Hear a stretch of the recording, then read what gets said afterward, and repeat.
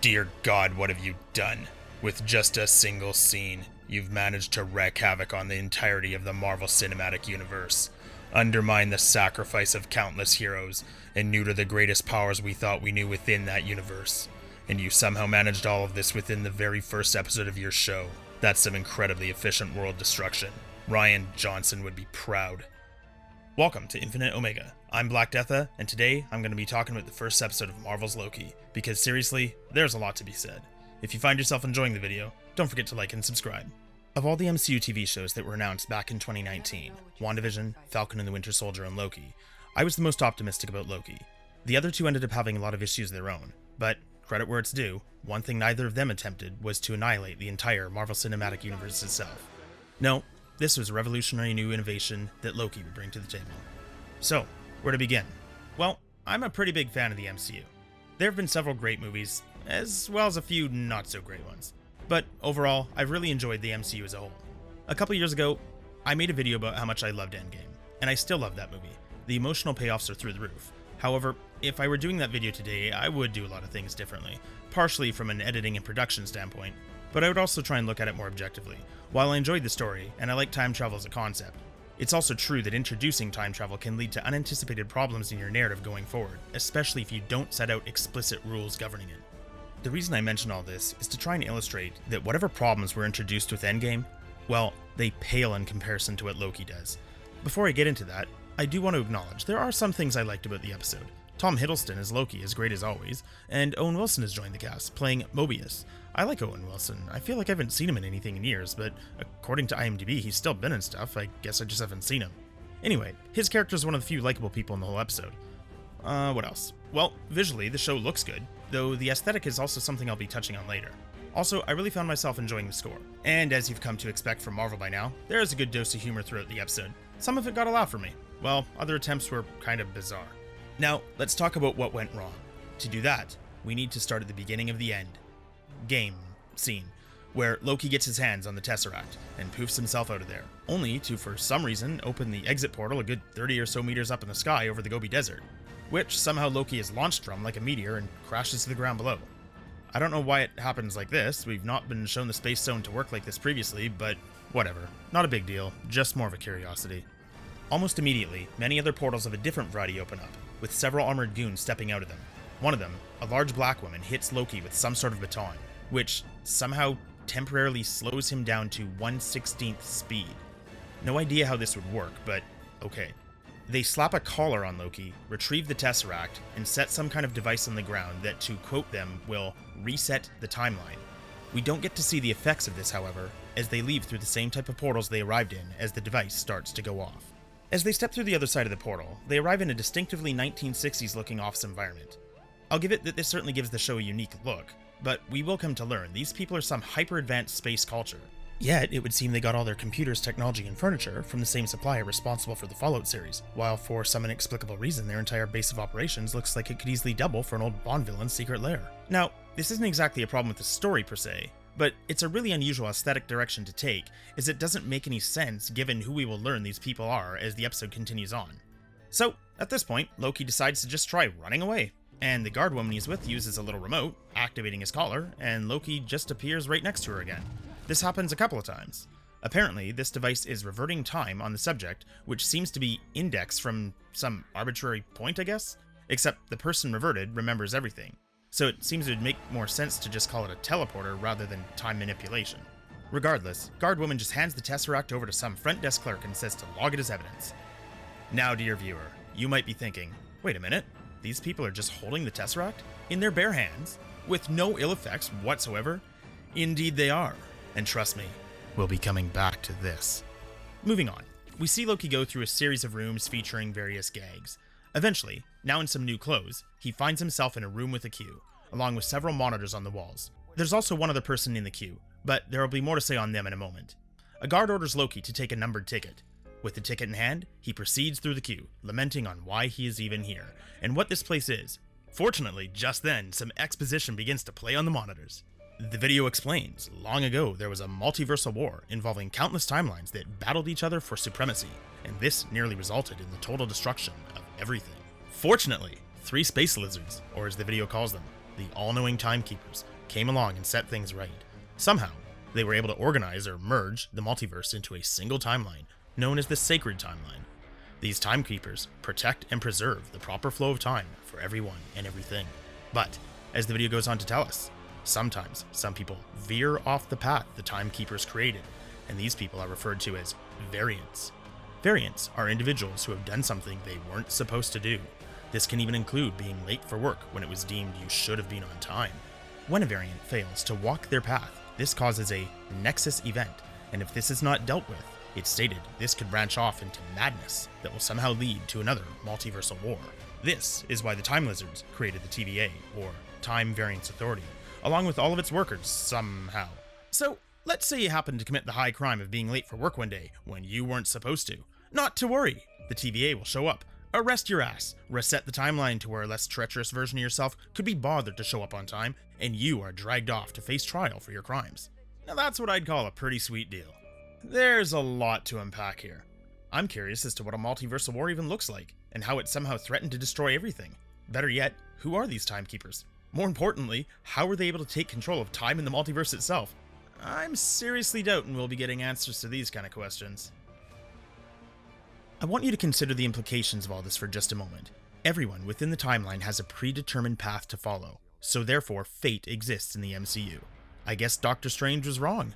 There weren't actually 14,604 possible futures they could fail in, just a single future on cruise control where they were guaranteed to succeed. How convenient.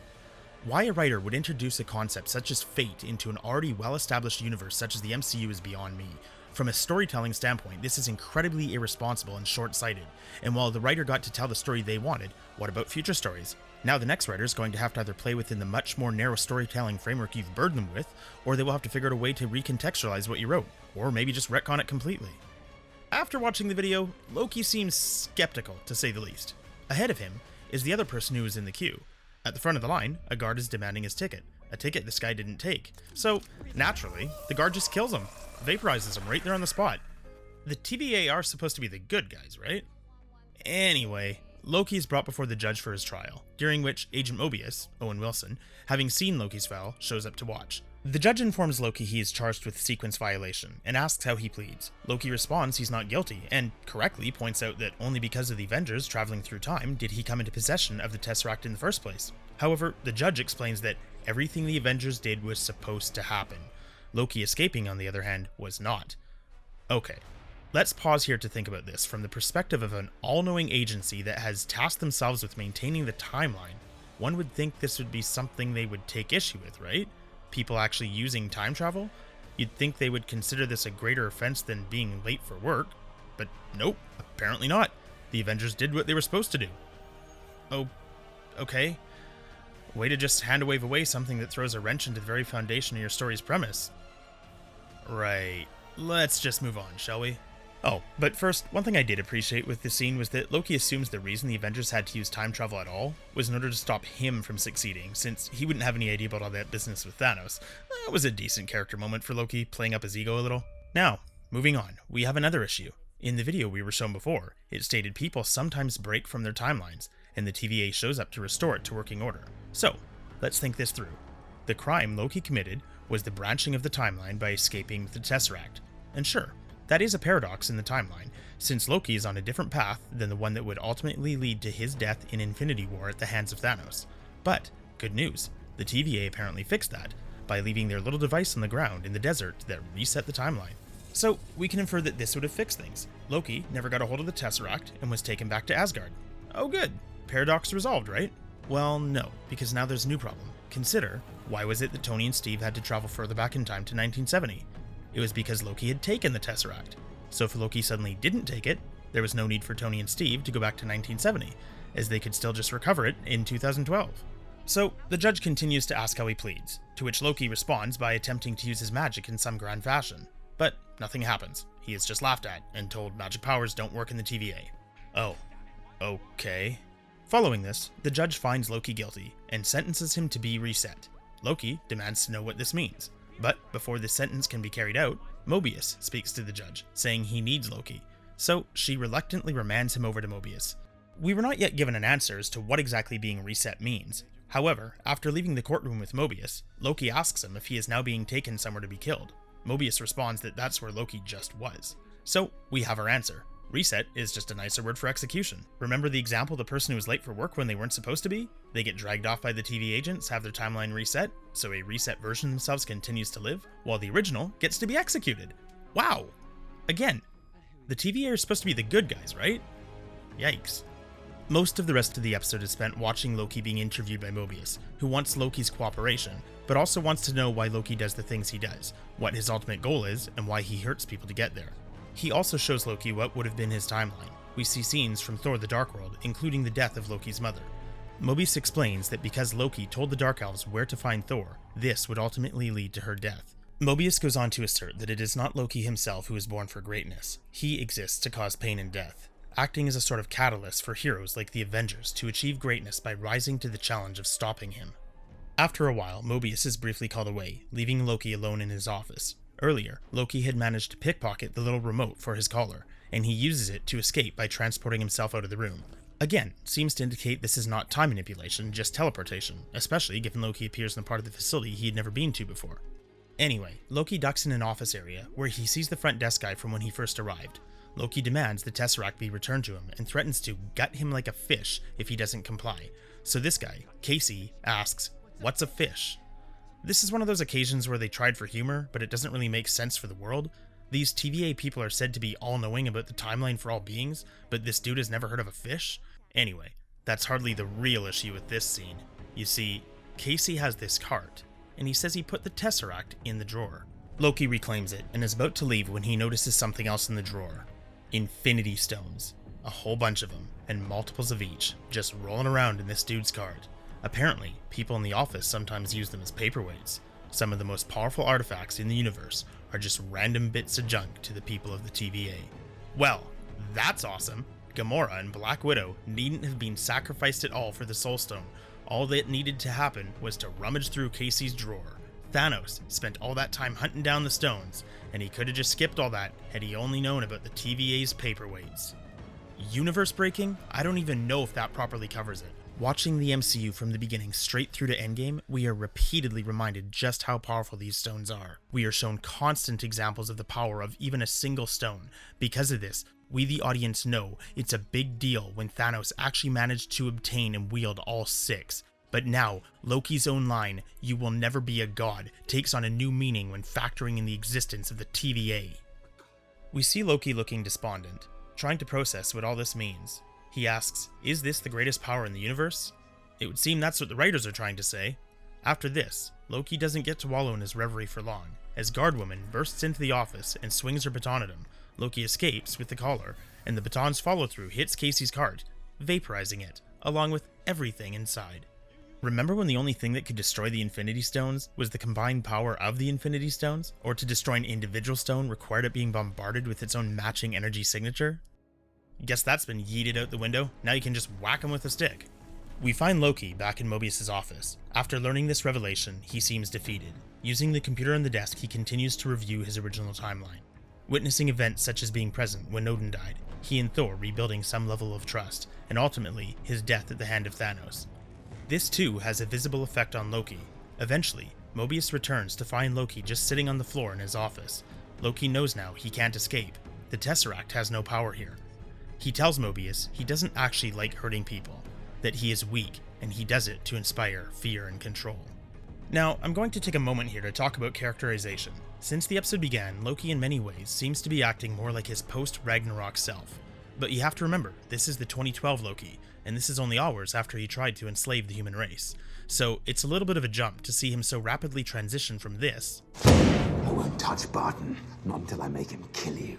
Slowly, intimately, in every way he knows you fear. And then he'll wake just long enough to see his good work. And when he screams, I'll split his skull. This is my bargain, you mewling quim. To this. I don't enjoy hurting people. I do it because I have to, because I've had to, because it's part of the illusion. It's the cruel, elaborate trick conjured by the weak to inspire fear. The desperate play for control. You do know yourself. It seems the writers are trying to tell us that Loki, witnessing the Cliff Notes edition of his alternate future, have just imprinted on him all the same character development, and now we basically have that Loki back.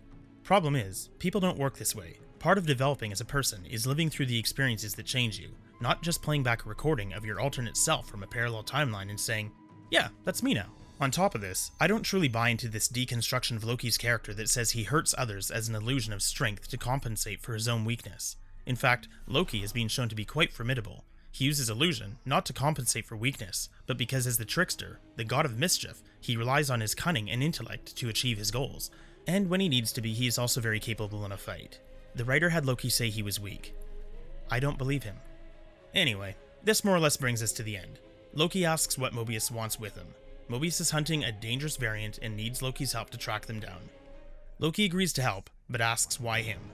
The answer is because they are hunting another variant of Loki, and everything seems to point to this being a female Loki. Wow, what a ride this episode's been. Before we even reach the title screen, we've already seen the foundations of the MCU fractured. The damage is not too bad. As long as the foundations are still strong, we can rebuild this place. And by the time we reach the end credits... Now those foundations are gone, sorry. Like I asked at the beginning. What have you done?